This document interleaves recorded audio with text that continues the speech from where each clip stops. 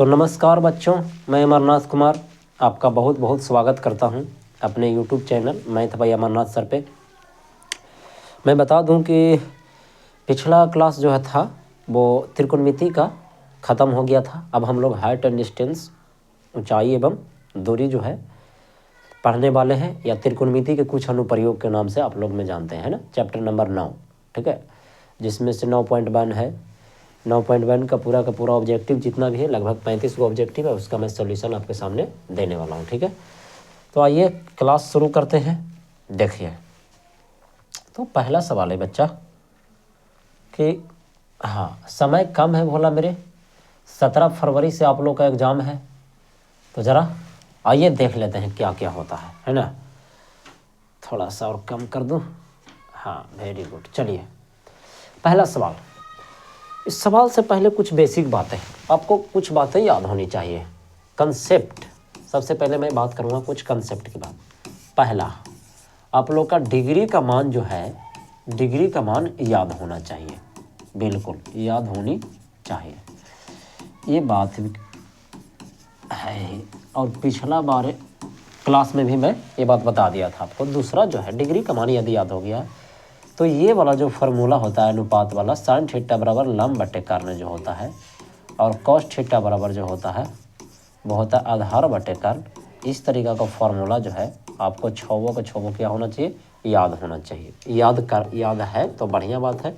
बस फिर नेक्स्ट क्या पॉइंट हो गया, कौन यूनियन कौन है, कौन अवनमन कौन है, थोड़ा सा जानकारी कर लेते हैं, ठीक है।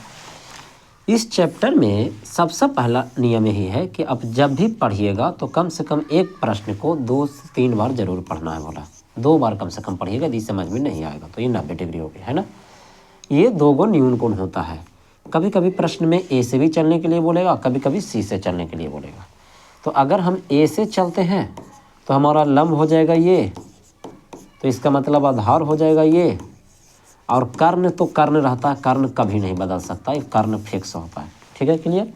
और यदि सी से चलेंगे तो सी के सामने वाला भुजा ये हो जाएगा, तो इस बार लंब हो जाएगा ये, और उसके बाद में आधार हो जाएगा ये, और उसके बाद में कर्ण तो कर्ण ही रहेगा। बस इतनी सी बात मुझे बताना था। नेक्स्ट चौथा पिक्चर जो मैं बताना चाहता हूँ आप लोग को, कि यदि कोई बंदा छत पे खड़ा है ऊंचा पे, ठीक है, और नीचे किसी वस्तु को देख रहा है, कोई वस्तु है इधर रखा हुआ, ठीक है, तो जाहिर सी बात है उसके आंख पर कौन सा कोण बनेगा, अवनमन कोण बनेगा। कैसे बनता है जो बता रहे हैं, ये देखिए, ये ऐसे बना है, ऐसे। ये वाला जो कोण होता है बाबू मेरे, ये वाला कोण, इसको कौन सा कोण कहते हैं, हाँ अवनमन कोण कहते हैं। कौन सा कोण, अवनमन कोण, अवनमन कोण कहते हैं, ठीक है। और ये वाला जो कोण होता है, ये इसको कहते हैं कौन सा कोण, यूनियन कोण। बस इतनी सी बात होती है, यूनियन कोण। और एक चीज़ और हमेशा ध्यान दीजिएगा कि यूनियन कोण और अवनमन कोण आपस में दोनों क्या होते हैं, बराबर, हमेशा के लिए, चाहे कोई भी कुछ भी रहे, हमेशा के लिए यूनियन कोण अवनमन कोण के बराबर होता है। बस कंसेप्ट क्लियर। अब आइए सवाल की ओर चलते हैं। जिस चीज़ का आप इंतजार कर रहे थे वही चीज़ पर आ रहे हैं, बस थोड़ा सा समय मैंने लिया जानबूझ करके। देखिए, यदि सूर्य का यूनियन कोण 60 डिग्री है तो 30 मीटर की लंबी छाया को बनाने वाली उदाग्र मीनार की ऊंचाई क्या होगी। बाबू मेरे, जब भी इस तरह का सवाल है बिना पिक्चर के मत बनाई हो, गलती हो जाएगा। ये इसका मतलब कौची है बोला, मीनार है। मीनार हमेशा ये है, ए बी मान लेते हैं, मीनार है। चलिए बहुत सुंदर बात है। तो छाया कौन बनेगा बाबू मेरे, ये वाला बनेगा। यूनियन कोण के डिग्री बाबू मेरे 60 डिग्री है, बहुत सुंदर। और 30 मीटर है, छाया की लंबाई कितना है, 30 मीटर है। अब आप खुद देखिए, एकदम खड़े खड़े फार्मूला लगाना है बोला। ये अगर कोण से चलते हैं तो ये हमारा क्या हो जाएगा, लंब हो जाएगा। इसका मतलब ये वाला क्या हो गया, आधार हो गया। तो लंब और आधार कौन चीज़ के फार्मूला में होता है, tan थीटा में होता है। तो लंब हो गया मीनार, मीनार की ऊंचाई, तो मीनार की ऊंचाई तो मेरे को मालूम ही करना है ना, ये भी है ना। आधार कितना हो गया भोला मेरे, 30 हो गया, बस कहानी खत्म। थीटा के जगह पर के डिग्री है भोला मेरे, 60 डिग्री। बस ए बी बटे कितना हो गया भाई, 30 हो गया।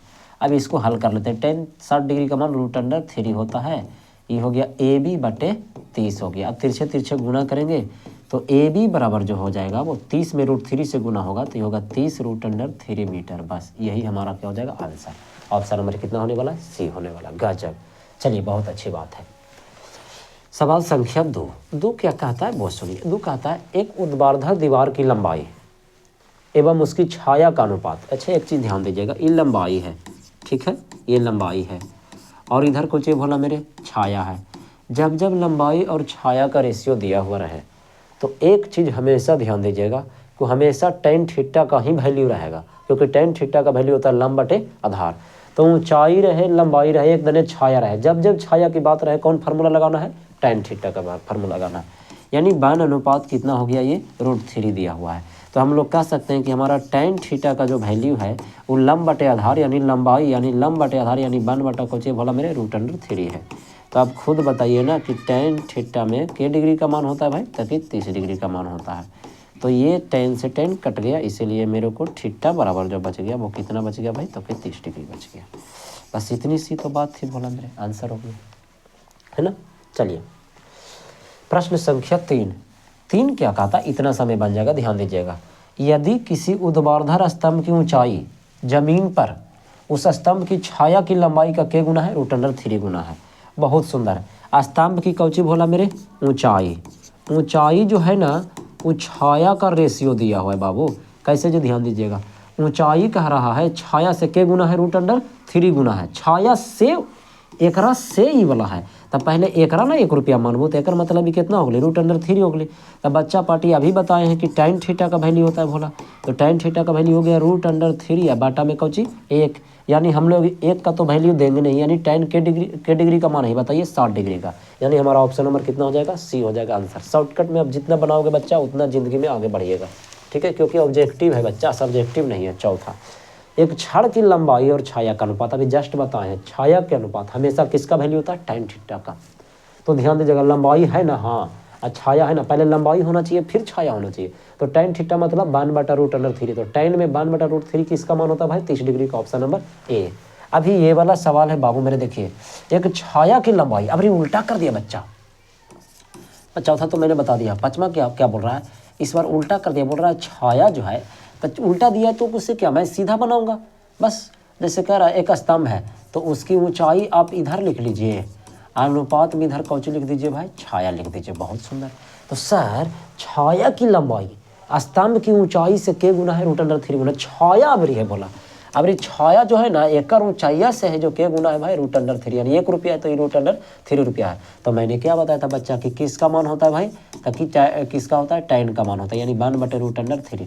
tan में किसका 1 बटा √3 होता है बोला मेरे, 30 डिग्री का। यही आपका क्या हो गया आंसर, बस मुद्दा आ गया। 6, बहुत ही सुंदर सवाल है छठा। छठा क्या कहता है कि 2 गो खंभा है, एगो के 13 मीटर एगो के 7 मीटर ऊंचा है। बहुत सुंदर। और समतल जमीन पर दोनों खड़ा है। बहुत सुंदर। हमने देखिए एगो बड़ा है और एगो छोटा है। एगो के मीटर है बाबू मेरे, 13 मीटर, और एगो कितना मीटर है भाई, 7 मीटर। बहुत सुंदर। अब दोनों ज़मीन पर खड़ा है, मैंने ये ज़मीन बना दिया। मान लीजिए कि ए बी जो है वो खंभा है और सी डी भी है जो क्या है, खंभा है। एक बड़ा खंभा है और एक छोटा खंभा है, ठीक है। तो प्रश्न संख्या 6 में क्या कहता है, दोनों पादों के बीच की दूरी 8 मीटर है, यानी ये वाला दूरी जो है वो हमारा कितना है भाई, 8 मीटर है। बहुत सुंदर सवाल है भाई। तो उनके सिरे के बीच की दूरी हो गई कम है यार। देखिए कैसे बनेगा, बाप बच्चा याद रखिएगा, सिरे मतलब ही होली भोला। चलिए ये दोनों के बीच की दूरी हमको पूछा है, हमको ये वाला दूरी पूछा है, कैसे बनेगा सर? क्या हम इसको डायग्राम बनाना तो आना सीखना चाहिए, मिला सकते हैं। अगर ये 8 है मेरा बच्चा तो ये भी कितना हो जाएगा, 8 मीटर हो जाएगा। ठीक है, बात समझ गए। अब उसके बाद में अगर ये वाला 7 मीटर है तो ये वाला भी कितना हो जाएगा भाई, 7 मीटर। कहाँ से कहाँ तक होगा बोला मेरे, ये वाला दूरी आपस में समान होगा। बहुत सुंदर।